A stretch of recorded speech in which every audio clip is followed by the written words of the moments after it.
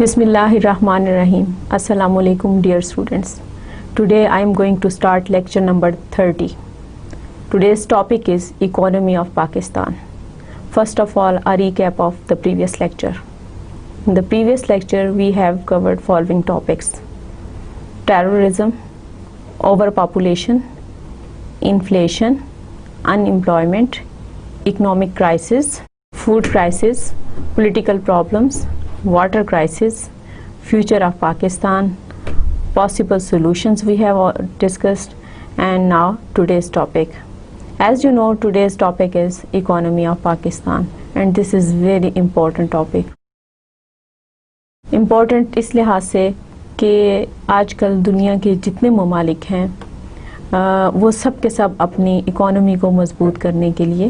کوشش کر رہے ہیں. کسی بھی ملک کی ترقی کا انحصار اس کی مضبوط معیشت کے اوپر ہوتا ہے. آپ دنیا میں جتنے بڑے ممالک دیکھیں گے جو بڑی طاقتیں ہیں یا سپر پاور ہے، ان کی جو پاور کا راز ہے وہ یہی ہے کہ ان کی معیشت مضبوط ہے، وہاں پر اکانومی جو ہے وہ اسٹرانگ ہے. اسی طرح اگر آپ رشین ڈس انٹیگریشن کی مثال دیکھیں، یو ایس ایس آر کی، سوویت یونین جب ڈس انٹیگریشن ہوئی تو اب سوویت یونین کا جو مسئلہ تھا وہ یہ نہیں کہ وہ سائنس اینڈ ٹیکنالوجی میں پیچھے تھا یا وہاں پہ کوئی ٹیکنیکلی لوگ اسٹرانگ نہیں تھے یا ایجوکیشن کی کوئی کمی تھی. وہاں پر جو مسئلہ ہوا وہ یہی تھا کہ وہاں پہ فائنینشیل کرائسس آیا، ان کی اکانومی کولیپس کر گئی. تو اس سے آپ اندازہ کر سکتے ہیں کہ Russia, U S S R, Soviet union جو کہ اس خطے کی ایک سپر پاور سمجھا جاتا تھا، اس کے لیے بھی معیشت جو ہے وہ کتنی اہم تھی. اور جب معیشت اس کی کمزور ہوئی تو معیشت کی کمزوری کی وجہ سے وہاں پر ڈس انٹیگریشن ہوئی. روس جو ہے اس کو اپنے ساتھ مہلک ریاستوں کو علیحدہ کرنا پڑا، اور اب جو ہے اس کی جو سپر پاور کی حیثیت سے اس خطے میں ایک بالادستی تھی، ایک اس کو استحکام تھا. ایک اکنامک کرائسس کی وجہ سے اس کا سٹیٹس چینج ہو گیا. تو اس مثال سے آپ اندازہ کر سکتے ہیں کہ کسی ملک کی معیشت مضبوط ہونا کتنا ضروری ہے. آئیے دیکھتے ہیں کہ پاکستان کی معیشت جو ہے وہ کیسی ہے. So today's topic, economy of Pakistan. Introduction to economy of Pakistan. The economy of Pakistan is the 47th largest in the world in nominal terms and 27th largest in the world in terms of purchasing power parity. اب یہاں سے دیکھیں کہ پاکستان کی جو economy ہے، اگرچہ ہمیں پاکستان میں بہت زیادہ مہنگائی نظر آتی ہے، ہمیں پاکستان میں بہت زیادہ مسائل نظر آتے ہیں، جیسے کہ ہم اپنے پچھلے لیکچر میں بھی ان کے بارے میں بات کر چکے ہیں، لیکن آپ یہ دیکھیں کہ پاکستان کی اکانومی اس وقت دنیا کی 47ویں اکانومی ہے. اس وقت پاکستان کی اکانومی دنیا میں 47 نمبر پر ہے، اور اسی طرح سے اگر پرچیزنگ پاور کے حساب سے دیکھیں تو یہ 27 نمبر پہ ہے. تو یہ تمام کے تمام اعداد و شمار جو ہیں ہمیں مختلف حوالوں سے مختلف کتابوں میں اور جرنلز میں اور ویب سائٹس پر ملتے ہیں. اسی طرح سے آپ یہ دیکھیے کہ دنیا میں اس وقت تقریباً 250 آزاد ریاستیں قائم ہیں، اور ان میں پاکستان کی اکانومی جو ہے وہ 47ویں نمبر پر اگر ہے تو یہ ایک سننے میں یہ بہت ایک اچھی بات لگتی ہے، لیکن ہمیں اس کو مضبوط کرنے کے لیے ابھی بہت کوشش کرنا ہے. اسی طرح سے آپ کو ارد گرد بہت سارے مسائل بھی نظر آتے ہیں. میں نے اپنے گزشتہ لیکچر میں بھی یہ کہا تھا کہ مسائل جو ہے ان کی نشاندہی کرنے کا یہ مطلب نہیں کہ اس سے کوئی مایوسی پھیلے یا کوئی نیگیٹو چیز جو ہے اس کو پروموٹ کیا جائے، بلکہ مسائل کی نشاندہی کرنے کا مطلب یہ ہوتا ہے کہ جب ہمیں مسئلے کا اور اس کی نوعیت کا اندازہ ہوتا ہے تو پھر ہم اس کے حل کے بارے میں سوچتے ہیں. اور ایشوز اور پرابلمس جو ہیں ان کی ڈیفینیشن کرتے ہوئے میں نے آپ کو یہ بتایا تھا کہ ایشوز اور پرابلمس جو ہیں اگر ان کا حل تلاش کیا جائے تو وہ وقت کے ساتھ ساتھ خود بخود ختم ہو جاتے ہیں. اگرچہ ان کی جگہ نئی جو تبدیلیاں آ رہی ہوتی ہیں، نئے پرابلمس اور نئے ایشوز سامنے آتے ہیں، لیکن وقت کے ساتھ ساتھ اگر ان سب مسائل کا حل ڈھونڈ لیا جائے تو یہ چیزیں خود بخود ختم ہو جاتی ہیں. اسی طرح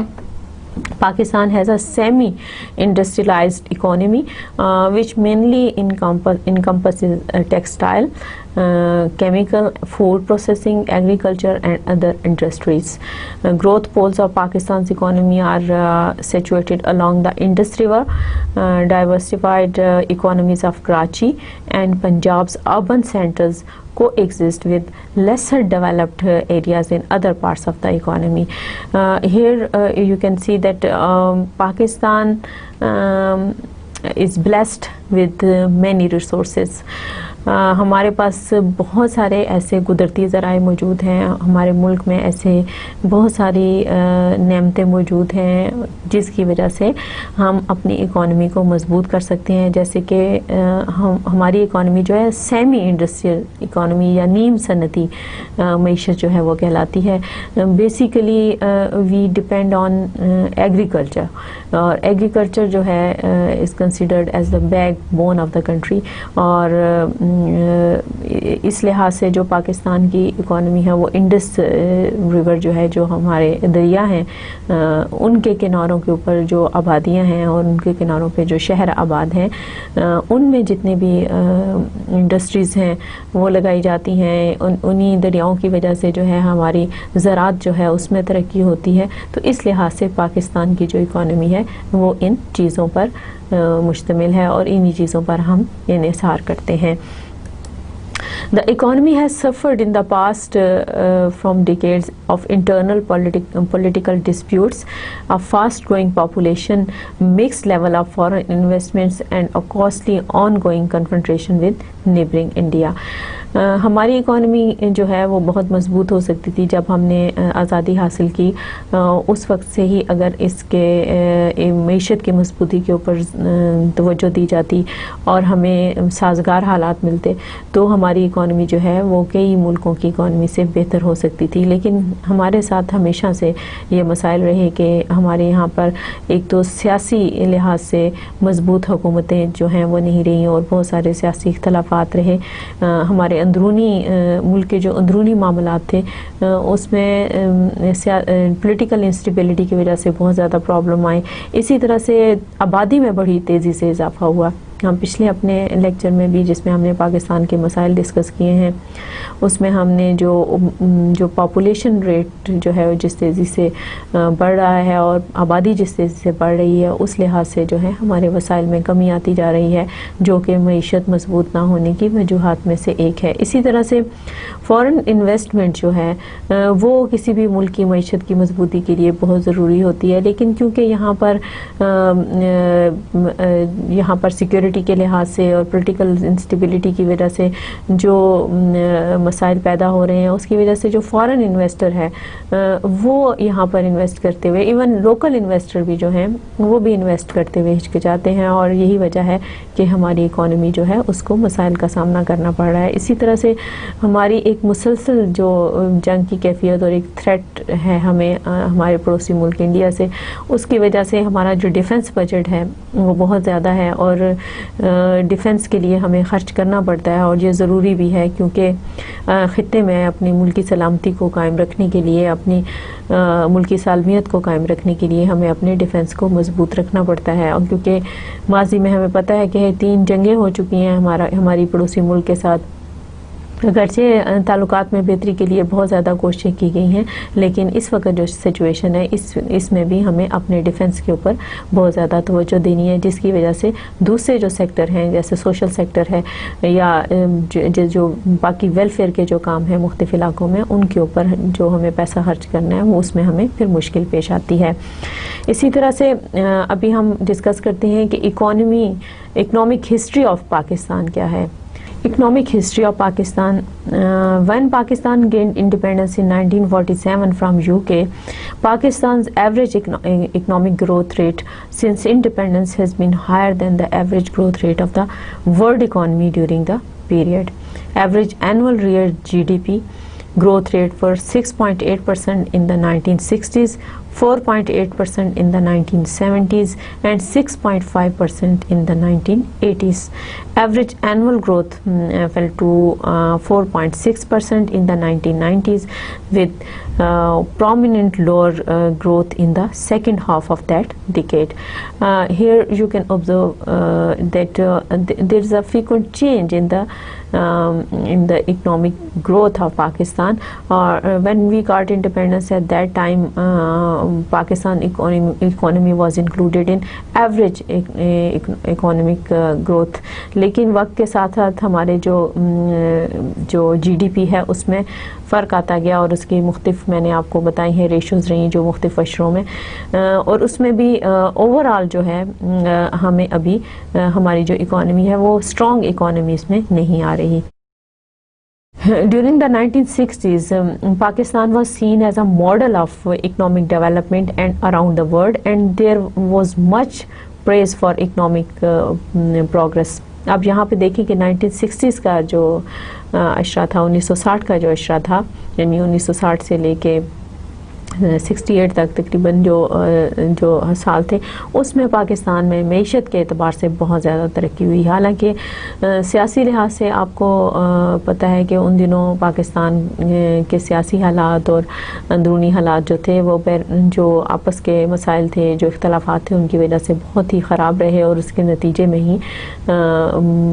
फिर बांग्लादेश बना. लेकिन जो मईशत थी उसने बहुत ज़्यादा तरक्की की. उन्हीं दिनों में डैम बनाने का, मंगला डैम बनाने का और तरबेला डैम बनाने के ये फ़ैसले किए गए, और ये जो इस तरह के फ़ैसले थे उससे ये पता चलता है कि पाकिस्तान की जो तरक्की है,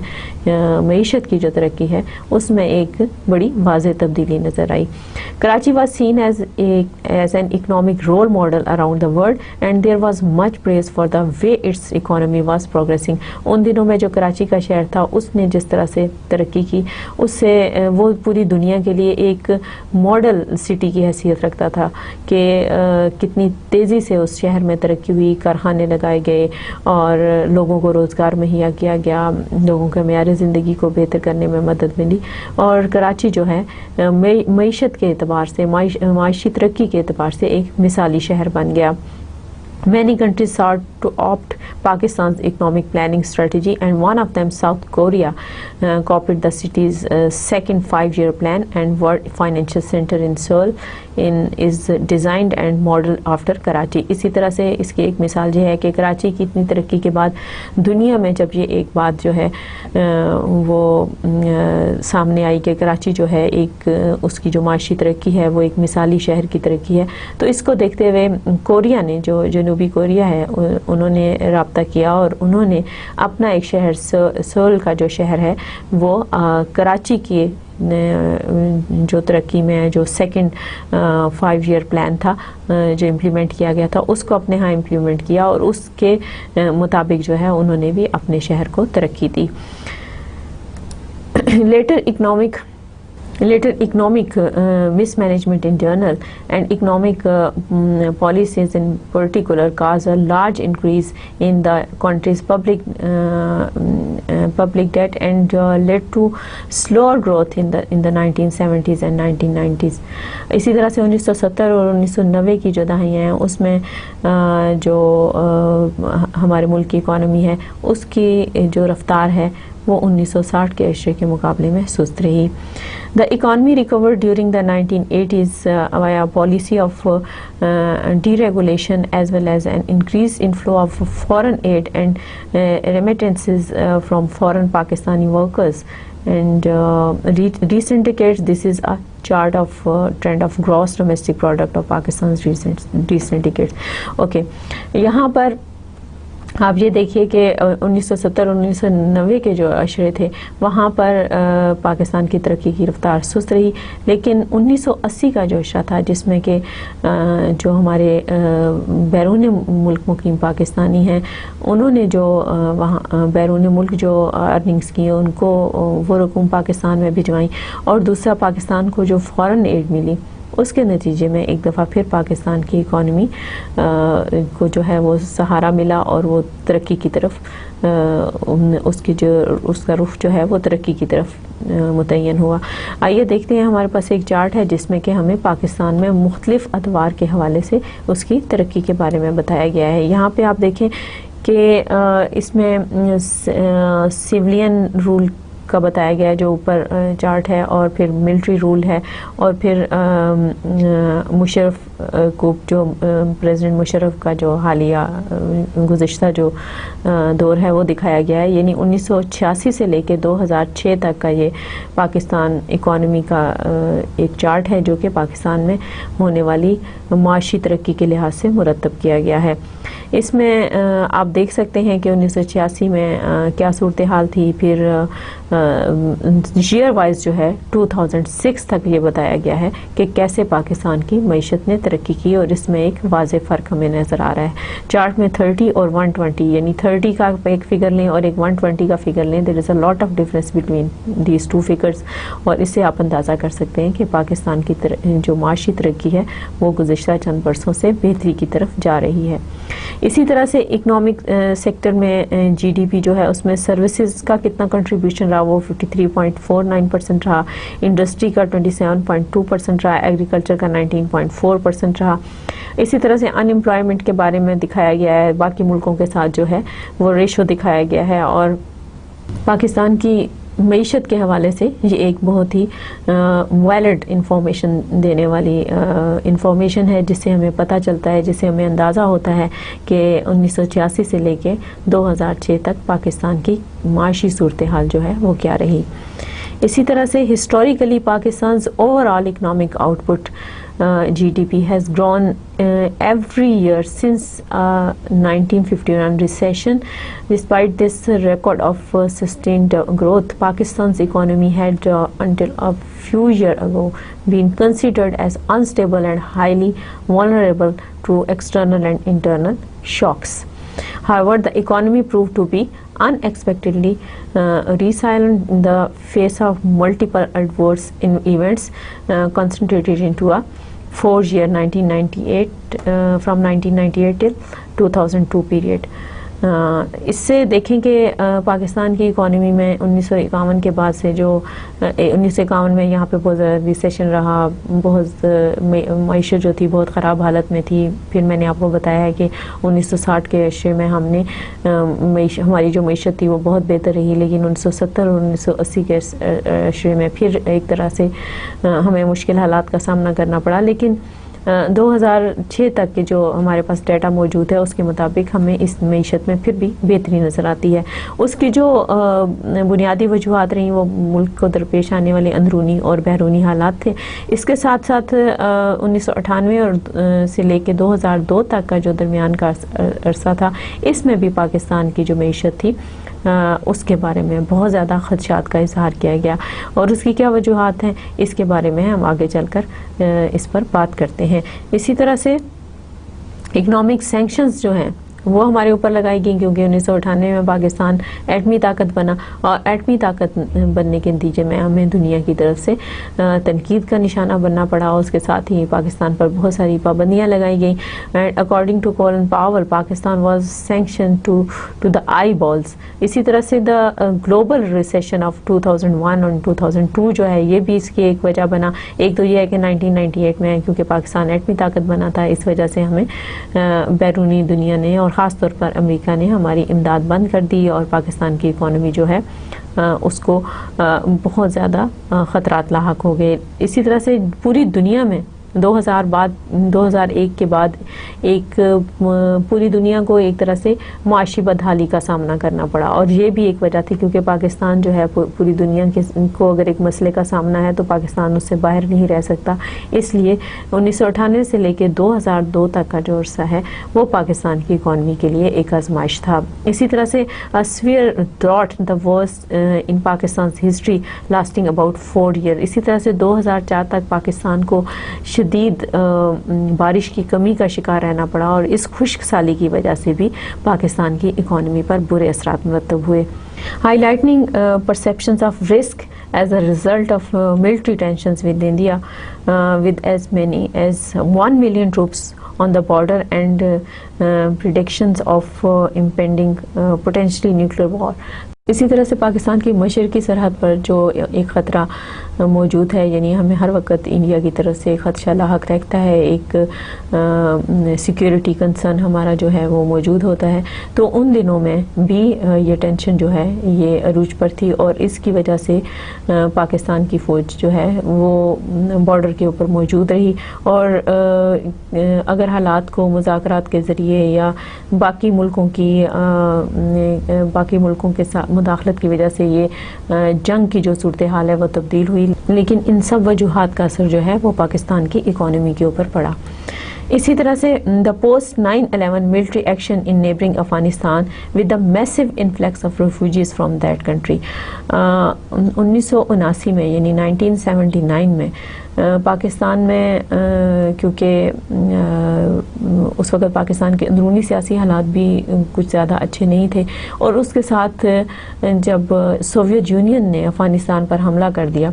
اور اس کی وجہ سے بہت سارے جو افغان مہاجرین تھے وہ پاکستان میں آ گئے.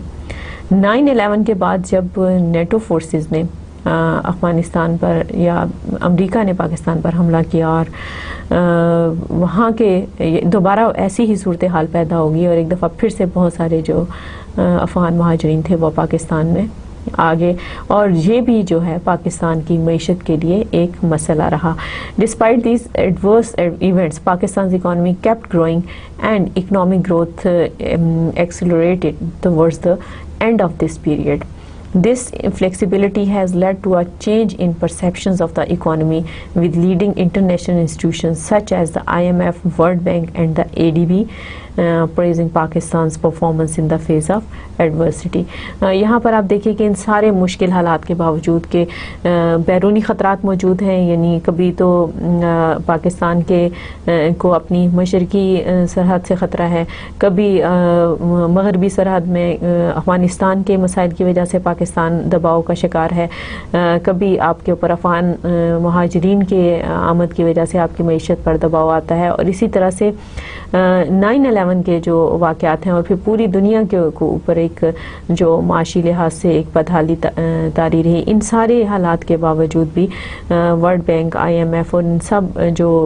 عالمی سطح کے مالیاتی ادارے ہیں انہوں نے پاکستان کی معیشت کے حوالے سے ان کے جو خیالات ہیں وہ مثبت رہے ہیں کہ کسی نہ کسی طرح پاکستان نے کوشش کر کے ہمت کر کے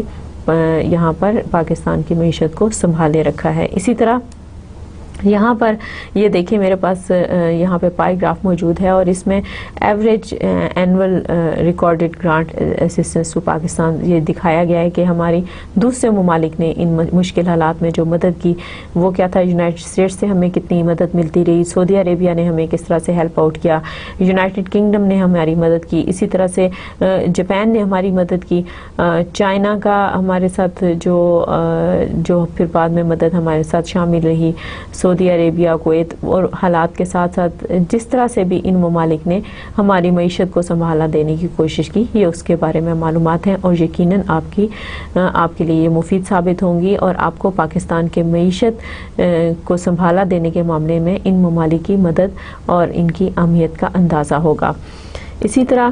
اسٹرکچر آف اکانومی، یہ تو تھے پاکستان کی اکانومی کے. اس سے پہلے جو ہے میں نے آپ کو پاکستان کی اکانومی کی تاریخ کے بارے میں بتایا کہ کیسے پاکستان نے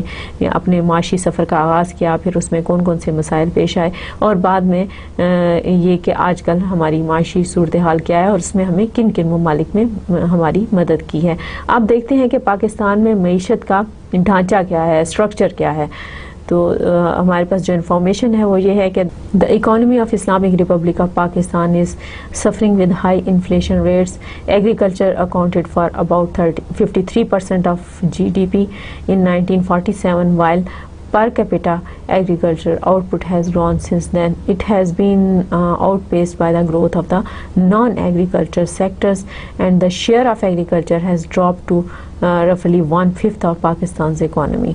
In recent years, the country has been rapid growth in industries such as ready-made garments, textile and cement, and services such as telecommunication, transportation, advertising and finance. Pakistan کے جو بیسیکلی جب جو اکانومی کا اسٹرکچر ہے یا ڈھانچہ ہے, when we got independence at that time, Pakistan's economy was based on agriculture, and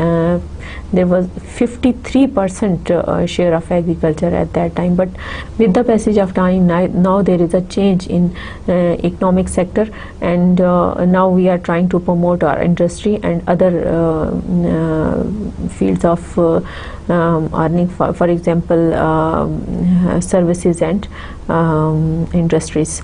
اب اس میں دیکھیے کہ پاکستان کی اکانومی جو 1947 میں تھی, اس وقت ہم زیادہ تر زراعت پر انحصار کر رہے تھے, لیکن اب وقت کے ساتھ ساتھ ہم جو اکانومی سے پاکستان کی اکانومی کو مضبوط کرنے کے لیے جو دوسرے سیکٹرز ہیں جیسے کہ صنعت ہے یا سروسز ہیں, ان پر بھی توجہ دی جا رہی ہے, اور اس کا نتیجہ یہ ہے کہ اب پاکستان کی جو اکانومی ہے وہ ساری کی ساری جو ہے وہ زراعت پر انحصار نہیں کر رہی, بلکہ زراعت پر اب ہمیں زیادہ توجہ دینے کی ضرورت ہے, تاکہ یہ تو اگر ہم زراعت کو بہتر بنائیں گے تو یقیناً جو ایک چیز ہمارے پاس پہلے سے بہتر ہے, اگر ہم اس پہ توجہ دیں گے تو یہ ملک کی معاشی ترقی کے لیے مزید بہتر ہوگا. لیکن دوسری طرف صنعت کو فروغ دینے سے اور سروسز کے سیکٹرز کو فروغ دینے سے بھی پاکستان کی معاشی ترقی جو ہے وہ اس کی رفتار تیز ہوگی, اور پاکستان جو ہے اس کی معیشت جو ہے وہ ایک جو کمزور معیشت سے مضبوط معیشت کی طرف کنورٹ ہوگی. اسی طرح سے سیکٹرز, پاکستان کے جو میجر سیکٹرز ہیں یعنی ایگریکلچر اور انڈسٹری, اس پہ ہم بات کرتے ہیں. ایگریکلچر میں Pakistan is one of the world's largest producers of the following commodities according to the FOSTAT.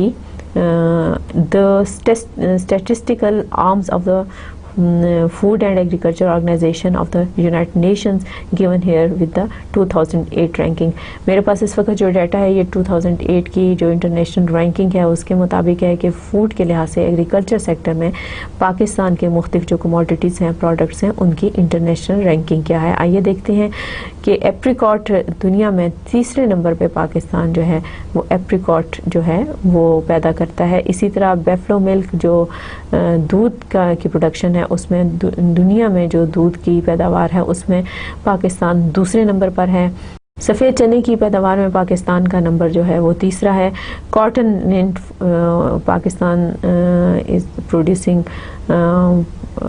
Cotton lint and its position is 4th, دنیا کا چوتھا بڑا ملک ہے جو کہ کاٹن سے ریلیٹڈ یا کپاس سے ریلیٹڈ جو ریشہ ہے اس کی پیداوار ہوتی ہے. پھر اسی طرح سے کاٹن سیڈ میں پاکستان جو ہے وہ تیسرے نمبر پہ ہے. کھجور کی پیداوار میں پاکستان جو ہے وہ 5ویں نمبر پہ ہے. چھٹے نمبر پہ جو ہے پاکستان آم کی پیداوار جو ہے وہ پاکستان میں ہوتی ہے. اسی طرح سے اونین ڈرائی جو ہے اس میں پاکستان کا نمبر جو ہے وہ چوتھا ہے. اورنج جو ہے اس میں سٹرس فوڈ یا اورنج یا ترچ پھلوں میں پاکستان کا 11واں نمبر ہے, اور بعد کے آنے والوں سالوں میں بھی جو ڈیٹا ہے اس میں پاکستان پہلے اور دوسرے نمبر پر بھی رہا ہے. اسی طرح سے رائس جو ہے, چاول جو ہیں, اس میں پاکستان کا نمبر 11واں ہے, لیکن معیار کے لحاظ سے یعنی چاولوں کے معیار کے لحاظ سے پاکستان کا پہلا نمبر ہے. اسی طرح سے شوگر کین یعنی گنے کی پیداوار میں دنیا کے 5ویں نمبر پر پاکستان کا نام لیا جاتا ہے. اسی طرح سے اورنج کی پیداوار میں پاکستان کا جو نمبر ہے وہ 9واں ہے, اور گندم کی پیداوار کے لحاظ سے پاکستان دنیا کے 10 بڑے ممالک میں شمار ہوتا ہے. اس سے آپ اندازہ کر سکتے ہیں اس ڈیٹا سے کہ پاکستان جو ہے اس کی زراعت جو ہے وہ بہت اہم شعبہ ہے, اور پاکستان میں پیدا ہونے والی زرعی اجناس معیار کے اعتبار سے اور مقدار کے اعتبار سے دنیا میں بہت نمایاں حیثیت ہے ان کی. If we introduce agriculture research in this sector, and this way we can get more produce in regarding different agriculture products. اور ہم زیادہ پیداوار حاصل کرنے کے ساتھ ساتھ اگر ان کا معیار زیادہ بہتر بناتے ہیں تو کوئی وجہ نہیں ہے کہ پاکستان دنیا کے چوٹی کے ممالک میں اس کا شمار ہو جو کہ زرعی پیداوار میں اپنا نام رکھتے ہیں. اسی طرح سے Pakistan's principal natural resources are fertile land and water. About 25% of Pakistan's total land area is under cultivation and is watered by one of the largest irrigation system in the world, and Pakistan irrigates 3 times more acres than Russia. Agriculture accounts for about 23% of GDP and employs about 44% of the labor force. Zar'i Taraqqiyati Bank Limited is the largest financial institution geared toward the development of agriculture sector through provision of financial services and technical expertise. یہاں سے آپ اندازہ کر سکتے ہیں کہ پاکستان کے جو سب سے اسٹرانگ پاکستان کے اگر جیوگرافیکل کوالٹیز دیکھی جائیں تو اس میں جو سب سے زیادہ اسٹرانگ فیکٹر ہے وہ یہ ہے کہ پاکستان کے پاس زرخیز زمین ہے اور پانی ہے، اور زرخیز زمین اور پانی کے موجودگی میں پاکستان میں زراعت کو فروغ دیا جا سکتا ہے.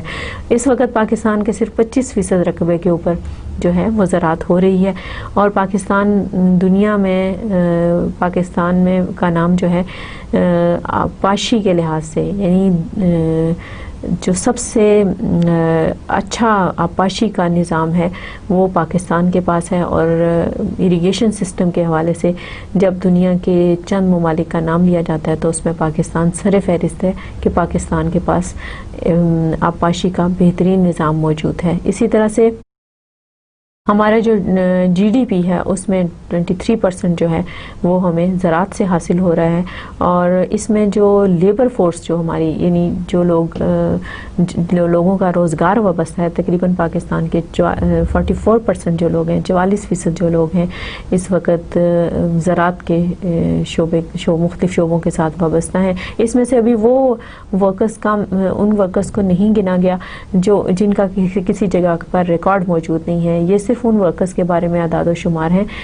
جو کہ ریکارڈ کے اوپر ہیں. اسی طرح سے زرعی ترقیاتی بینک جو ہے پاکستان میں ایک ایسا ادارہ ہے جو کسانوں کو قرضے فراہم کرتا ہے، کسانوں کی مشکل وقت میں مدد کرتا ہے، ان کی مالی امداد کی جاتی ہے تاکہ وہ اگر ان کو کوئی مثلا اگر موسم اچھا نہیں ہے اور فصل اچھی نہیں ہوئی اور وہ کسی مالی مشکل کا شکار ہو جاتے ہیں تو اس صورت میں اگلی فصل کے لیے یہ بینک ان کی مدد کرتا ہے اور ان کو آسان شرائط پر قرضے فراہم کیے جاتے ہیں، اور باقی مختلف قسم کی زرعی مشینری فراہم کی جاتی ہے. اور اس میں پاکستان کی زراعت کے شعبے میں ملکی معیشت کے حوالے سے زرعی ترقیاتی بینک کا ایک بہت ہی فعال کردار ہے. اسی طرح سے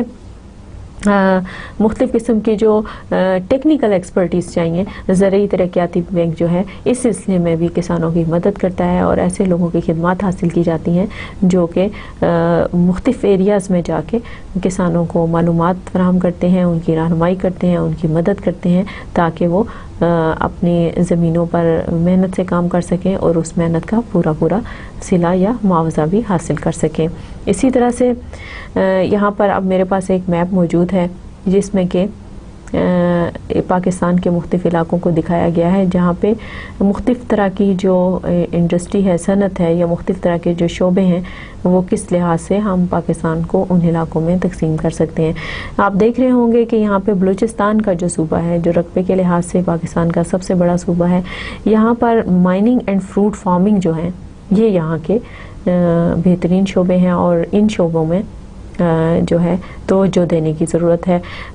ہمیں چاہیے کہ ہم صوبہ بلوچستان کے جو مسائل ہیں ان کو ہمدردی کے ساتھ اور دوستی کے ساتھ ان مسائل کو دیکھیں. آپ آج کل اخبارات میں دیکھتے ہوں گے، آپ خبروں میں سنتے ہوں گے، اور مختلف طرح کے جو سیاسی مسائل ہیں یا ہمارے جو اندرونی اختلافات ہیں ان کو بھلا کر ان کو اچھے طریقے سے ان کا حل تلاش کرنے کے بعد ہمیں اس صوبے میں اگر ہم مائننگ اور فروٹ انڈسٹری کی فروٹ ایگریکلچر کی طرف توجہ دیں تو ہم ان علاقوں میں بہت زیادہ تبدیلی لا سکتے ہیں، یہاں کے لوگوں میں کا معیاری زندگی جو ہے وہ بلند کر سکتے ہیں۔ اسی طرح سے جو پروونس سندھ ہے اس کے جو علاقے ہیں وہ ایگریکلچر پروڈیوس کے وجہ سے مشہور ہیں، اور آپ دیکھ سکتے ہیں کہ اس میپ میں دکھایا گیا ہے کہ جو علاقے سندھ سے متعلق ہیں وہاں پر زراعت جو ہے اس کو ترقی دی جا سکتی ہے، اور اس سے ہم پاکستان کی معاشی ترقی میں اضافہ کر سکتے ہیں۔ اسی طرح سے پنجاب کے جو علاقے ہیں، جو صدرن پنجاب ہے، southern Punjab is known for the development and for the promotion of agriculture, جبکہ پاکستان کے جو ناردرن پنجاب کے علاقے ہیں وہاں پہ مینوفیکچرنگ انڈسٹریز یا مختلف طرح کی انڈسٹریز جو ہیں اس لحاظ سے مشہور ہیں، مثلا سیالکوٹ کا علاقہ ہے، یا گجرانوالہ کا علاقہ ہے، یا وزیر آباد کا علاقہ ہے، یا لاہور ہے، یا اس سے جو ارد گرد کے علاقے ہیں وہاں پر مختلف قسم کی انڈسٹریز موجود ہیں جو کہ پاکستان کی معیشت کی ترقی میں اہم کردار ادا کر رہی ہیں۔ اسی طرح سے کچھ ایسے علاقے ہیں جن کے بارے میں ابھی تک معلومات نہیں ہیں کہ وہاں پر کس طرح کی انڈسٹری جو ہے وہ فروغ پا رہی ہے۔ تو جو میرے پاس اس وقت یہ میپ موجود تھا اس میں نے اس میپ کے مطابق آپ کو پاکستان کی مختلف علاقوں کے بارے میں معلومات دی ہیں کہ پاکستان کے کن علاقوں میں کس طرح کے شعبہ جات کو فروغ دے کر ہم پاکستان کی معیشت کو مضبوط کر سکتے ہیں۔ اسی طرح سے انڈسٹریز، ایگریکلچر سیکٹر کے بارے میں نے آپ کو تعارف کروایا کہ پاکستان کے جو زراعت ہے، پاکستان کا جو زرعی شعبہ ہے اس کے بارے میں نے آپ کو معلومات دی کہ پاکستان کی زراعت کو ہم کس طرح سے ترقی دے سکتے ہیں، کون کون سی زرعی اجناس جو ہیں وہ اہم ہیں، اور پھر کون سے علاقے جو ہیں وہ کن زرعی اجناس کے ساتھ وابستہ ہیں، یا کن علاقوں میں مختلف طرح کی انڈسٹری یا زراعت کو فروغ دیا جا سکتا ہے۔ Let us see different types of industries of Pakistan: textile, fertilizer, cement, oil refineries, dairy products, food processing, beverages, construction material, SME sector, automotive industry, CNG industry, cement industry, IT industry, textile, mining, communication, banking, finance and insurance, property sector, public administration and defense, social, community and personal services, electricity, chemical and pharmaceutical۔ یہاں جتنی بھی پاکستان میں اس slide میں یہ ساری چیزیں دکھائی گئی ہیں کہ پاکستان میں کون کون سی ایسی صنعتیں ہیں جو کہ اس وقت کام کر رہی ہیں اور پاکستان کی معیشت میں بنیادی کردار ادا کر رہی ہیں۔ اس میں سے بہت ساری صنعتیں جو ہیں، آپ کیونکہ پاکستان کے مختلف علاقوں میں رہتے ہیں تو آپ کو اندازہ ہوگا کہ آپ کے علاقے میں کون سی انڈسٹری موجود ہے، اور یہ ساری کی ساری جو انڈسٹریز ہیں یہ پاکستان کے مختلف علاقوں میں قائم ہیں۔ کچھ انڈسٹریز جو ہیں وہ پنجاب میں ہیں، کچھ سندھ میں ہیں، کچھ کراچی میں ہیں۔ سندھ کراچی کے اندر ہی آتا ہے، لیکن کراچی کا اس لیے علیحدہ سے نام لیا کہ کراچی میں بہت زیادہ صنعتی ترقی جو ہے وہ ابھی بھی ہو رہی ہے۔ اسی طرح سے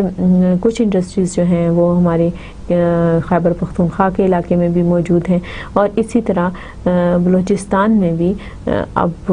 یہ پلان کیا جا رہا ہے، یہ دیکھا جا رہا ہے کہ وہاں پر بھی صنعتی ترقی کو فروغ دینا چاہیے، اور خاص طور پہ مائننگ کے جو شعبے ہیں، یا جو جیسے کہ فروٹ پروڈکشن کے لحاظ سے بلوچستان کا ایک اپنا نام ہے، تو فروٹ پروسیسنگ جو ہے ان کے شعبوں کو ترقی دی جائے اور وہاں پہ اس طرح کی انڈسٹریز کو فروغ دیا جائے۔ اسی طرح یہ میرے پاس ایک اکنامک گروتھ چارٹ ہے، اور اس چارٹ میں جو ہے یہ بتایا گیا ہے کہ پاکستان میں مختلف ادوار میں کس طرح سے ترقی ہوتی رہی ہے اور ہماری اکانومی جو ہے وہ گرو کرتی رہی ہے۔ گزشتہ چند برسوں کی یہ پوری معلومات ہیں، اور اس کے مطابق ویلڈ سورسز سے یہ انفارمیشن لی گئی ہیں تاکہ آپ کو یہ نقطہ سمجھنے میں آسانی رہے کہ پاکستان کی معاشی ترقی کے حوالے سے کس طرح سے اتار چڑھاؤ آتے رہے ہیں، اور کس طرح سے پاکستان جو ہے اس کی معیشت جو ہے بہت زیادہ مشکل حالات کے باوجود بھی پاکستان کی معیشت جو ہے اس میں بہتری آتی رہی، پھر حالات بہت بہتر بہتر ہوئے، پھر ایک دفعہ سے حالات برے ہو گئے، پھر اس میں بہتری آتی گئی. تو یہ سارے اتار چڑھاؤ جو ہیں یہ اپس اینڈ ڈاؤنس جو ہیں اس چارٹ میں دکھائے گئے ہیں. اسی طرح سے پری ریکوزٹس آف اکنامک ڈیولپمنٹ، کسی بھی ملک کو ترقی کرنے کے لیے، کسی بھی ملک کی معاشی ترقی کے لیے، جیسے زراعت کی ترقی کے لیے زرخیز زمین ہونا اور پانی ہونا ضروری ہے، جس پہ ہم اس سے پہلے بات بھی کر چکے ہیں. اسی طرح سے کسی بھی ملک کی معاشی ترقی کے لیے کن چیزوں کی ضرورت ہوتی ہے اس کے بارے میں بات کرتے ہیں. Economic growth is dependent upon a number اور factor such as natural resources, capital, human resources, technology, attitude of the people, political condition in the country. All the factors which have a strong bearing on economic growth are divided into two categories: economic factors and non-economic factors. اس طرح سے جو prerequisites of the economic growth ہیں اس کے لیے مختلف factors ہیں، مختلف وجوہات ہیں، اور اس میں سے کچھ economic factors ہیں اور کچھ non-economic factors ہیں. جیسے کہ کوئی کاروبار شروع کرنا ہے تو کاروبار شروع کرنے سے پہلے آپ کے پاس اتنا سرمایہ ہونا چاہیے کہ آپ کوئی کاروبار شروع کر سکیں، تو اس کے لیے ظاہر ہے کہ یہ اکنامک فیکٹر ہوگا. لیکن آپ کی سوچ ہونی چاہیے، آپ کا پلان ہونا چاہیے، یہ نان اکنامک فیکٹر ہوگا. اور آپ کی دلچسپی ہونی چاہیے. اگر آپ کی سوچ نہیں ہے، آپ کی دلچسپی نہیں ہے، آپ دل جمی سے کام نہیں کرتے، تو پھر جو پیسہ آپ کاروبار میں لگا رہے ہیں یا صنعت میں لگا رہے ہیں اس پیسے کے ڈوب جانے کا خطرہ ہوتا ہے. تو یہ جو فیکٹرز ہیں یہ پری ریکوزٹس ہیں اکنامک ڈیولپمنٹ کے لیے، یعنی اکنامک فیکٹر اور نان اکنامک فیکٹر. اسی طرح سے اکنامک فیکٹرز میں نیچرل ریسورسز ہیں. If a country is not rich in natural resources it is not possible to develop rapidly. تو اگر کسی ملک کے پاس فار ایگزامپل اگر کوئی انٹارکٹیکا میں رہ رہا ہے یا ایسی جگہ پہ رہ رہا ہے جہاں پہ برف ہی برف ہے، تو ظاہر ہے ان کے پاس وہ قدرتی وسائل نہیں ہیں جو ہمارے پاس ہیں. یا جیسے یورپین کنٹریز ہیں تو وہاں پہ جو ٹمپریچر ہے وہ اتنا لو رہتا ہے، اتنا کم رہتا ہے کہ بہت ساری زرعی پیداوار کے لیے وہ مناسب ہی نہیں ہے. اور اگر وہاں پہ کچھ تھوڑی بہت زرعی پیداوار ہوتی بھی ہے تو وہ تجربات کے بعد انہوں نے کہ کس طرح سے لو ٹمپریچر کے اوپر وہ فصلیں اگائیں اور کریں، اور اس کے لیے بڑی دیکھ بھال اور بڑی احتیاط کی ضرورت ہوتی ہے. جبکہ ہمارا ملک جو ہے اس لحاظ سے خوش قسمت ہے کہ یہاں پر یہ ساری سہولتیں موجود ہیں. اسی طرح سے as far as Pakistan is concerned, Pakistan is blessed with a plenty of natural resources, yet it is underdeveloped due to the fact that these resources have not been properly utilized. Capital accumulation and capital formation refers to the process of adding to the stock of capital over time. اسی طرح سے پاکستان جو ہے جیسے کہ میں نے آپ کو بتایا کہ ایک خوش قسمت ملک ہے کہ ہمارے پاس قدرتی وسائل کی کمی نہیں ہے. ہمارے موسم جو ہیں مختلف پھلوں اور سبزیوں اور مختلف زرعی اجناس کی پیداوار کے لحاظ سے مناسب ہیں، اور پاکستان کے مختلف حصے ایسے ہیں جہاں پہ مختلف طرح کی زرعی اجناس کو، فروٹس کو، ویجیٹیبلز کو فروغ دیا جا سکتا ہے. ہمیں اس سلسلے میں تحقیق اور رہنمائی جو ہے ہم زرعی تحقیقاتی کونسل سے حاصل کر سکتے ہیں، وہاں پر اس سلسلے میں کام ہو رہا ہے. اسی طرح سے جو سرمائے کی فراہمی ہے وہ بھی حکومت کی ذمہ داری ہوتی ہے. اگر اس سلسلے میں بہتر منصوبہ بندی کر لی جائے تو یہ ایک ایسا اکنامک فیکٹر ہے جس پہ کہ ہم پاکستان کی معیشت کی بہتری کی طرف جا سکتے ہیں. اسی طرح سے اسٹاک آف کیپٹل جو ہے وہ کیا ہے؟ Stock of capital can be built up and increase through 3 different resources which are as under role of capital. Capital plays a vital role in the process of development in a country, and capital accumulation increases the efficiency of labor. Capital accumulations encourage the introduction of new technology. Capital accumulation can make capital developing possible, and capital formation is in Pakistan is very low because saving rate is not satisfactory. Capital سے یہاں پہ مراد ہے سرمایہ، یعنی وہ پیسہ جو کہ کسی کاروبار کو، کسی کارخانے کو یا زراعت کی ترقی کے لیے، بیج خریدنے کے لیے یا ٹریکٹر خریدنے کے لیے یا اس سلسلے میں تھریشر خریدنے کے لیے یا باقی مشینری خریدنے کے لیے جو پیسہ درکار ہوتا ہے. اب اس پیسے کے لیے یہ پیسہ جو ہے اگر کوئی کام کرنا چاہتا ہے تو ظاہر ہے کہ پیسے کے بغیر وہ کام شروع نہیں ہو سکتا. اور عام طور پہ جو مضبوط معیشت والے ملک ہوتے ہیں، جن کی اکانومی اسٹرانگ ہوتی ہے وہاں پہ لوگوں کی سیونگ بہت زیادہ ہوتی ہے، یعنی وہ پیسے ارن تو کر ہی رہے ہوتے ہیں لیکن اس کے ساتھ ساتھ وہ سیونگ بھی کر رہے ہوتے ہیں. تو یہ جو سیونگ ہوتی ہے یہ بینکوں میں جمع ہوتی ہے، جو بچت ہوتی ہے وہ بینکوں میں جمع ہوتی ہے، اور اس بچت کی وجہ سے نئے منصوبوں پر کام شروع کیا جاتا ہے، یا اگر کوئی مشکل حالات آ جاتے ہیں تو اس صورت میں یہ بینک جو ہیں وہ جو سیونگز ہوتی ہیں لوگوں کی اس کی وجہ سے ان لوگوں کی مدد کرتے ہیں، اور پھر اس سے جو منافع حاصل ہوتا ہے اس سے ملک کی معاشی ترقی کا اندازہ ہوتا ہے. تو یہ جو کیونکہ ہمارے ملک میں لوگوں کی بے روزگاری کی وجہ سے، ملک کی سیاسی بدحالی کی وجہ سے، ملک میں جو یہاں پہ سیکیورٹی کے ایشوز ہیں ان کی وجہ سے، یا کچھ ہماری ٹریڈیشنز بھی ایسی رہی ہیں کہ ان کی وجہ ہم بہت ساری چیزوں میں خرچے بھی کر دیتے ہیں. تو ہماری پچھلے لیکچر میں بھی میں نے اس چیز کا ذکر کیا تھا کہ ہماری سیونگ بہت کم ہے، یعنی اگر ہم 100 روپے کماتے ہیں تو ہم 85 روپیز خرچ کر دیتے ہیں اور صرف ہم 15 روپے سیونگ کرتے ہیں. تو یہ بہت کم بچت ہے اگر ہم ترقی یافتہ ملکوں کے ساتھ اس کا موازنہ کریں یا ان ملکوں کے ساتھ جن کی اکانومی مضبوط ہے. تو یہ سیونگ بہت کم ہے. اگر سیونگ کم ہوگی تو کیپٹل یعنی وہ سرمایہ جو کہ ملک کے آئندہ معاشی منصوبوں کے لیے چاہیے ہوگا وہ مہیا کرنا جو ہے وہ مشکل ہو جائے گا. اسی طرح سے کرپشن ہے، کرپشن کو اگر سرمایہ موجود ہے اور اگر یہاں پر ایمانداری نہیں ہے، اگر ٹیکس نہیں دیا جاتا، ٹیکس چوری کیا جاتا ہے یا باقی اور کرپشن کی جاتی ہے، تو پھر اس کی وجہ سے بھی ملک میں جو ہے ترقیاتی کے کام جو ہیں وہ شروع نہیں ہو سکتے، سرمایہ کی کمی کی وجہ سے شروع نہیں ہو سکتے. تو یہ جو کیپٹل ہے، جو سرمایہ ہے، یہ مہیا کرنا اور مسلسل مہیا کرنا جو ہے وہ بہت ضروری ہوتا ہے. اسی طرح سے labour and manpower. Labour is a key factor of production in low income countries. The capital is infrequent input but the labor is plentiful. We can say the developing countries are capital poor and labor rich, and investment in human capital may take the following form: spread of education from literacy training to the university level, the job training to workers, providing information of job vacancies to potential candidates, increasing expenditure on health and nutrition for rising the productive capacity of the workers. ہمارے پاس سرمایہ تو ایک مانی ہوئی بات ہے کہ کسی بھی کاروبار کے لیے، کسی بھی زرعی کام کو، کسی بھی زرعی منصوبے کو شروع کرنے کے لیے سرمایہ فراہم کرنا، سرمایہ کی فراہمی جو ہے وہ ایک ضروری عمل ہے. اس کے بعد جو اگلی بات ہے وہ ہے لیبر اور مین پاور. جن ملکوں میں سرمایہ کم ہوتا ہے یا پیسہ کم ہوتا ہے وہاں پر ایک چیز جو ہے وہ بہت سستی ہوتی ہے، وہ ہے لیبر. یعنی آپ کو لوگ بہت کم معاوضے پر کام کرنے کے لیے مل جاتے ہیں. اب ہمارے ملک میں اس وقت جو صورتحال ہے، ہمارے ہاں معاوضے جو ہیں اگر باقی دنیا کے ساتھ ہم اس کا موازنہ کریں تو پتہ چلے گا کہ یہاں پہ معاوضے باقی دنیا کے مقابلے میں بہت کم دیے جاتے ہیں. ان میں بہتری لانے کے لیے ہمیں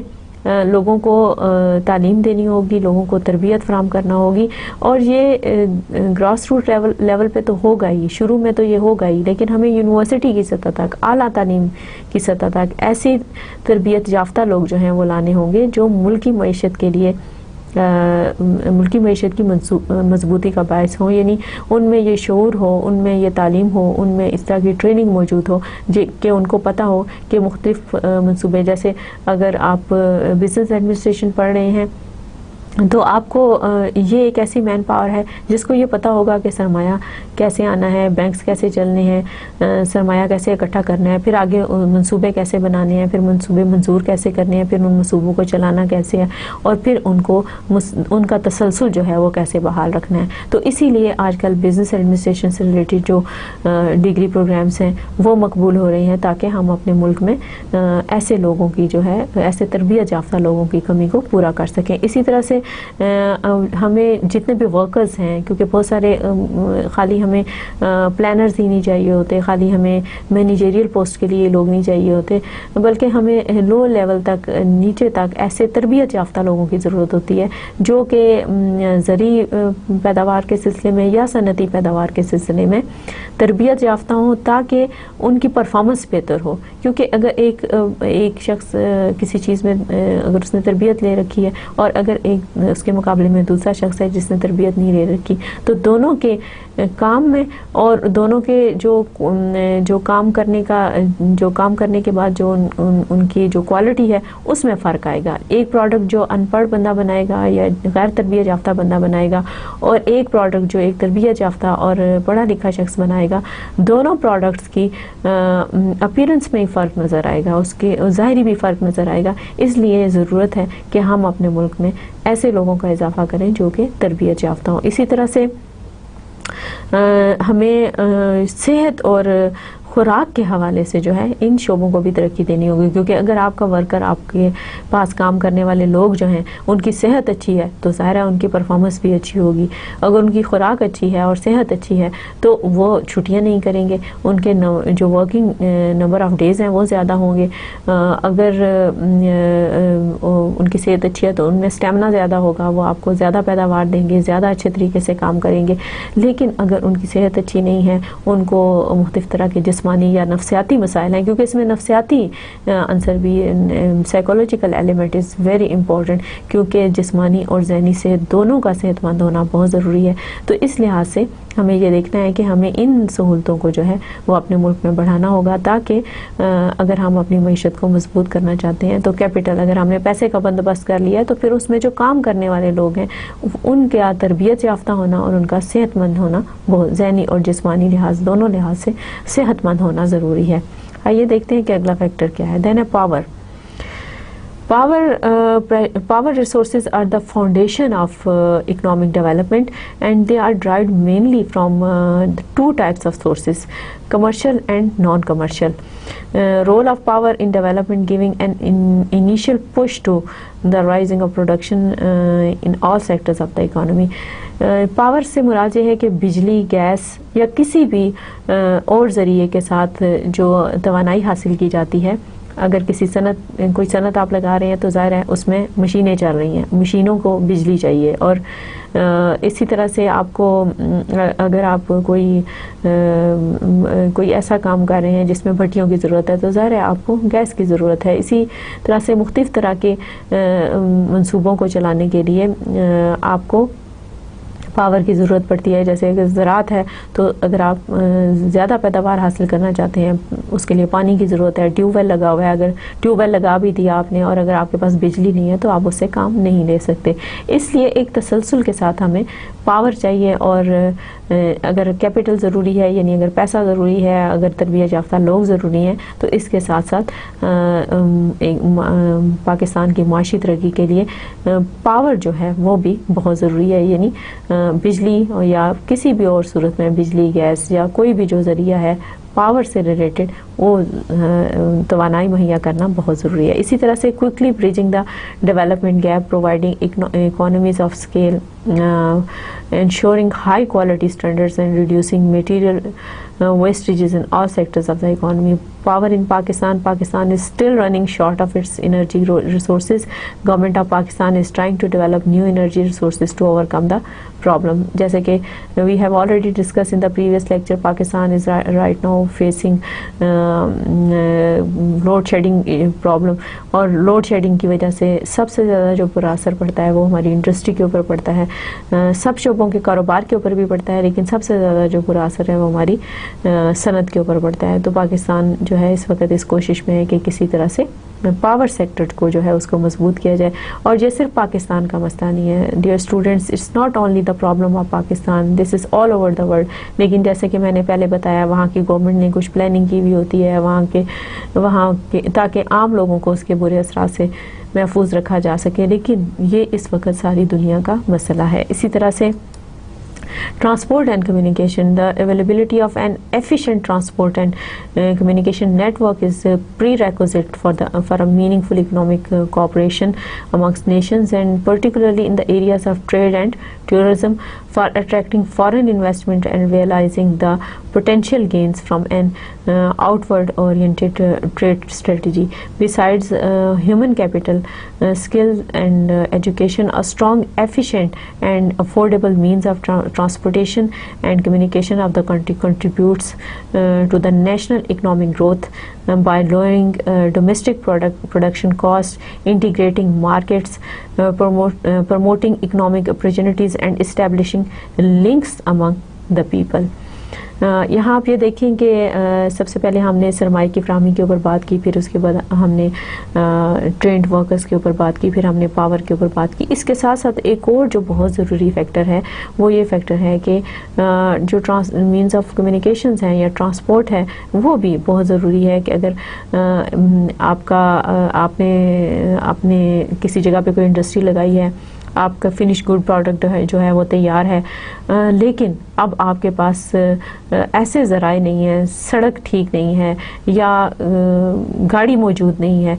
کہ آپ اپنی شپمنٹ جو ہے وہ ٹائم کے اوپر مارکیٹ میں بھیج سکیں یا اس کی مارکیٹنگ کر سکیں، یا آپ اپنے جو آرڈرز ہیں وہ ٹائم کے مطابق مکمل کر سکیں. تو یہ ایک ایسا مسئلہ ہے جو کہ جس کی وجہ سے آپ کی پچھلی جو محنت ہے وہ دھری کی دھری رہ جاتی ہے. اسی طرح سے آپ کے پاس انٹرنیٹ ہونا چاہیے، آپ کو پراپرلی اپنی آج کل بہت زیادہ ای مارکیٹنگ جو ہے وہ بہت عام ہے، جس پہ کہ ایک ویب سائٹ بنا دی جاتی ہے جس میں کہ آپ اپنے پروڈکٹ کی مارکیٹنگ کرتے ہیں، اس کی خوبیوں کے بارے میں بتاتے ہیں. اسی طرح سے باقی دنیا کے ساتھ آپ اپنے ویب سائٹ کے تھرو جو ہے وہ لنک رکھتے ہیں، اور ٹیلی فون ضروری ہے، انٹرنیٹ ضروری ہے. یہ اس طرح کے مینز آف کمیونیکیشن ہیں کہ اگر یہ مہیا نہیں ہوں گے تو آپ چاہے کتنا بھی اچھا کام کر رہے ہوں، چاہے آپ کا پروڈکٹ کتنا بھی اچھا کیوں نہ ہو، چاہے آپ کے پاس کتنی ہی زیادہ پیداوار کیوں نہ ہوئی ہو، آپ اس کو نہ تو مارکیٹ کر سکتے ہیں، نہ آپ اس کو سیل کر سکتے ہیں اگر ہمارے پاس ٹرانسپورٹ نہیں ہے، اگر ہمارے پاس اچھے مینز آف کمیونیکیشن نہیں ہے. تو یہ بھی ایک کسی بھی ملک کی معیشت کو بڑھانے کے لیے اور خاص طور پہ پاکستان کی معیشت کو ترقی دینے کے لیے ایک بہت ضروری ریکوائرمنٹ ہے، پری ریکوزٹ ہے. اسی طرح سے یہاں پر میں آپ کو بتا رہی ہوں کہ اس وقت پاکستان کی موجودہ صورتحال کیا ہے. National high way and road links جو ہیں وہ پاکستان میں کیسے ہیں، اور آپ اس میپ میں دیکھ سکتے ہیں. موٹر وے جو ہے اس کو دکھایا گیا ہے کہ پاکستان کی موٹر وے جو ہے وہ کدھر ہے، اور اس کے علاوہ موٹر ویز جو انڈر کنسٹرکشن ہیں وہ موٹر ویز دکھائی گئی ہیں. اسی طرح سے نیشنل ہائی ویز کے بارے میں بتایا گیا ہے. اسی طرح سے ایکسپریس ویز کے بارے میں بتایا گیا ہے. ان کے مختلف رنگ ہیں اور ان رنگوں سے آپ ان کو اس ٹیبل میں جو بتائے گئے ہیں آپ اس کے مطابق دیکھ سکتے ہیں کہ ایکسپریس ویز کدھر ہیں. اور اسی طرح سے اسٹریٹجک روڈز ہیں جو ان کے بارے میں بتایا گیا ہے، اور میجر جو روڈز ہیں جو کہ مختلف علاقوں کو ایک دوسرے سے ملا رہی ہیں ان کے بارے میں اس میپ کے اندر ساری انفارمیشن موجود ہیں. اگرچہ اس میپ کو دیکھنے کے بعد لگتا ہے کہ شاید ہمارے پاس بہت زیادہ روڈ لنکس موجود ہیں، لیکن ابھی بھی آپ دیکھیے کہ میپ پہ بھی دیکھنے سے پتہ چلتا ہے کہ بہت سارے ایریاز کے اندر بہت ساری جگہوں پہ ہمیں مزید سڑکیں تعمیر کرنے کی ضرورت ہے، تاکہ جو فار فلنگ ایریاز ہیں، دور دراز کے علاقے ہیں، ان کو ہم مین سٹیز کے ساتھ، مین مارکیٹ کے ساتھ جو ہے وہ جوڑ سکیں، اور ہمارے جو کسان ہیں یا مزدور ہیں یا کارخانوں میں کام کرنے والے لوگ ہیں وہ اپنے جو فنش گڈ پروڈکٹس ہیں، اپنے پروجیکٹس کموڈیٹیز ہیں ان کو مارکیٹ تک لا سکیں، اور ان کو وقت کے اوپر دے کے ان کو خراب ہونے سے بچا سکیں، ان کا معیار جو ہے اس کو بہتر بنا کے اسی معیار کے مطابق وہ مارکیٹ میں لے آئیں، تاکہ ان کو اس کا جائز معاوضہ مل سکے. اور یہ جو ہے اسی لیے جو ہے یہ مینس آف کمیونیکیشن کو ترقی دینے کی ضرورت ہے. اسی طرح سے The transport and communication sector generates a large number of employment opportunities and act as a very prominent tool in the fight against poverty, and the sector is also a major contributor to government's revenue through taxes and duties on its production and imports, fees on ownership and operation of vehicles, and licensing of modern communication facilities. یہاں ہم دیکھیں کہ ذرائع آمد و رفت کو فروغ دینے سے یا صرف ٹرانسپورٹیشن کو فروغ دینے سے اس کے ساتھ اور بہت سارے لوگوں کا روزگار وابستہ ہوتا ہے. جو لوگ پڑھے لکھے نہیں ہیں یا کم پڑھے لکھے ہیں وہ اس سے متعلقہ شعبوں میں جیسے ڈرائیونگ ہے یا لوڈرز ہیں یا اور بہت سارے ایسے شعبے ہیں جو کہ جس میں کہ لوگوں کی کھپت کی جا سکتی ہے، لوگوں کو روزگار مہیا کیا جا سکتا ہے. اور اس کے ساتھ ساتھ کیونکہ پاکستان میں لائسنسنگ ہوتی ہے، پھر روٹ پرمٹ کامرس ہوتے ہیں، ہر ایک چیز کی فی ہے جس سے گورنمنٹ پاکستان کے لیے بھی ریونیو جنریٹ ہوتا ہے. تو ہمیں چاہیے کہ ہم ان شعبوں میں توجہ دیں تاکہ پاکستان کی معیشت کو مضبوط کیا جا سکے. اسی طرح سے railway tracks map of Pakistan بھی ہے، کیونکہ صرف ایک سڑکیں جو ہیں صرف ایک وہی ذریعہ نہیں ہے، یا means of communications like internet, like telephone اور other facilities. Railway tracks are also very important. Railway tracks کو آپ دیکھیں کہ جہاں پہ ہمارے پاس اس وقت کراچی سے لے کے راولپنڈی تک کے، اور پھر اس وقت پشاور کی سائڈ کا یا خیبر پختونخوا کا جو ہے وہ تھوڑے سے علاقوں کا بتایا گیا، مکمل نقشہ موجود نہیں ہے. لیکن جتنے ریلوے ٹریکس جو ہیں آپ اس پہ دیکھ رہے ہیں، ہم اگر اپنی ریلوے کو بہتر بنانے پہ توجہ دیں تو ہم مزید ریل ٹریکس جو ہیں وہ بچھا کے اس ذرائع آمد و رفت کو بھی فروغ دے سکتے ہیں. اگر آپ انگلینڈ کا نقشہ دیکھیں اور وہاں پہ آپ انٹرنیٹ پہ سرچ کریں اور ان کے ریل ٹریکس کے بارے میں انفارمیشن لیں تو آپ حیران رہ جائیں گے. وہاں ایک جال بچھا ہوا ہے ریلوے ٹریکس کا، جبکہ ہمارے ہاں یہ ریلوے ٹریکس جو ہیں اس کے مقابلے میں انتہائی کم ہے. اسی طرح سے education and training, there is certainly a close relationship between the volume of transport and communication and the level of growth. Its bearing on economic growth can be considered from economic, social and political point of view. Human capital formation. Human capital refers to the level of education, skills, health and nutrition of the labour force. یہاں پہ آپ یہ دیکھیں کہ جیسے میں نے کہا کہ معیشت کی ترقی کے لیے اور معیشت کو مضبوط کرنے کے لیے نئے پروجیکٹس پہ کام کرنے کی ضرورت ہوتی ہے، نئے شعبوں کو متعارف کرانے کی ضرورت ہوتی ہے. اس کے لیے پیسہ چاہیے ہوتا ہے، اس کے لیے ہمیں مین پاور چاہیے ہوتی ہے، اس کے لیے ہمیں پاور سیکٹر کو مضبوط کرنا ہے. اسی طرح سے ہمیں مینز آف کمیونیکیشنز کو ٹھیک کرنا ہے، ہمیں ٹرینڈ مین پاور چاہیے. اسی طرح سے جو ایجوکیشن اور ٹریننگ ہے وہ بھی ایک میجر فیکٹر ہے جو کہ پری ریکوزٹ ہے کسی بھی ملک کی اکانومی کو مضبوط کرنے کے لیے. اور خاص طور پہ پاکستان کی اکانومی کے اس حوالے سے جب ہم بات کر رہے ہیں تو that is a major factor to promote the economy of Pakistan. It's a major prerequisite for the promotion of the economy of Pakistan. Now we are going to discuss non-economic factors. First of all, we have discussed economic factors. Now we are going to discuss non-economic factors. First of all, social culture factor. Non-economic factors are as much important as economic factors in economic development. According to a scholar, economic development has much to do with human endowment, social attitudes, political conditions and historical incidents. اسی طرح سے first of all now I'm going to discuss social culture factor. Social culture factor is a very important factor for the promotion of the economy of economic sector of any country, and it is included in non-economic factor. Social attitude, values and institutions strongly influence economic development in the country, and people mostly who are living in different countries and those countries are not developed, they mostly like to stick with their traditions. Here we need to promote a culture where we can promote our economy, and for this purpose we need to promote different kind of social system here. جیسے کہ اس سے پہلے جب ہم نے پاکستان میں آزادی حاصل کی اور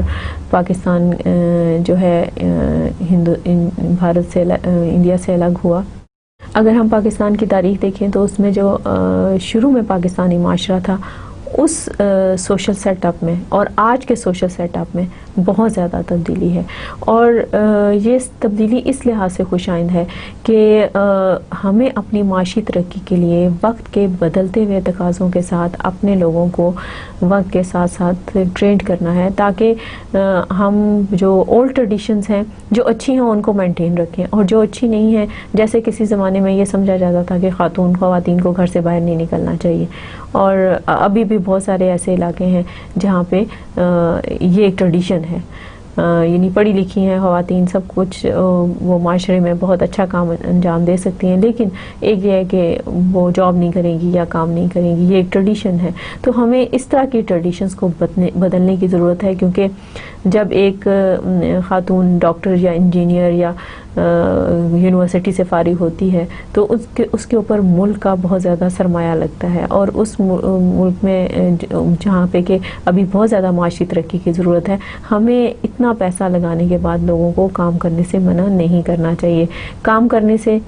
ہماری معیشت جو ہے وہ مضبوط ہوگی، استوار ہوگی۔ ہاں یہ بات ہے کہ اس سے جڑے ہوئے جو دیگر ہمارے سوشل پرابلمس ہیں ان کے حل کے بارے میں سوچنا چاہیے کہ اگر کوئی خاتون باہر جائے گی اور اس کے ساتھ جو مسائل پیش آئیں گے ان کو ہم نے کیسے قابو کرنا ہے، یا ایسی خواتین کو جو کہ کام کر رہی ہیں ان کو ان مسائل سے کیسے بچانا ہے، یہ بالکل ایک الگ طرح کی سوچ ہے۔ لیکن اگر ہمارے یہاں پڑھی لکھی خواتین ہیں تو یہ میں نے آپ کو ایک مثال دی ہے کہ ہمیں لوگوں کو نئی جو تقاضے ہیں، نئے جو رجحانات ہیں، اس کے مطابق جو ہے ہمیں پرانی ٹریڈیشنز کو بدلنا ہوگا تاکہ ہم معاشی لحاظ سے پاکستان کو مضبوط کر سکیں۔ اسی طرح سے پولیٹیکل فیکٹر ہے کہ peace and stable policies are necessary for economic development. Trade and commerce activities would hurt in case of majority of the people are against the policies of the government, and rapid change of the government means change of policies and priorities which create an uncertain state in the economy. A country cannot attract foreign investment in case of political disturbance. یہاں ہم دیکھیں کہ naan economic factor میں اگر ایک طرف تو ہم نے اس سے پہلے والا پوائنٹ ڈسکس کیا، دوسرا جو پوائنٹ ہے وہ یہ ہے کہ پولیٹیکل فیکٹر جو ہے وہ بہت عام ہے۔ سوشل فیکٹر تو ہے ہی کہ ہمیں اپنے